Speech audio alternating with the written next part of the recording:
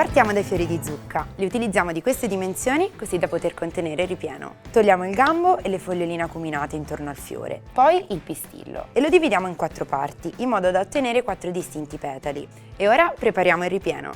Tagliamo le zucchine a dadini, peliamo le patate e le tagliamo. Schiacciamo l'aglio e in una padella capiente lo rosoliamo con un giro d'olio. Lasciamo andare a fuoco basso e versiamo nella padella le verdure. Saliamo in modo che le verdure rilascino la loro stessa acqua e aggiungiamo l'origano. Copriamo con un coperchio e lasciamo cuocere a fuoco medio per circa 15 minuti, girando di tanto in tanto. Trascorsi 15 minuti le lasciamo raffreddare in una ciotola capiente. Le schiacciamo grossolanamente e aggiungiamo uovo, parmigiano e prezzemolo tritato. Aggiustiamo di sale. Se l'impasto dovesse risultare troppo morbido o acquoso, aggiungiamo il pangrattato. Preleviamo un po' di impasto, lo mettiamo sulla mano, poggiamo un cubetto di formaggio che renderà tutto più filante.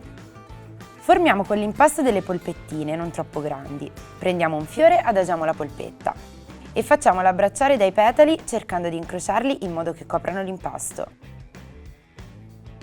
Adagiamolo in una teglia rivestita da carta da forno a testa in giù. Procediamo così per tutti i fagottini.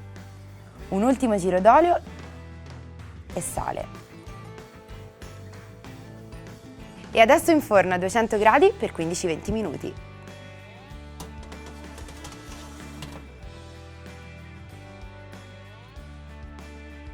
E ora il mio momento preferito, l'assaggio.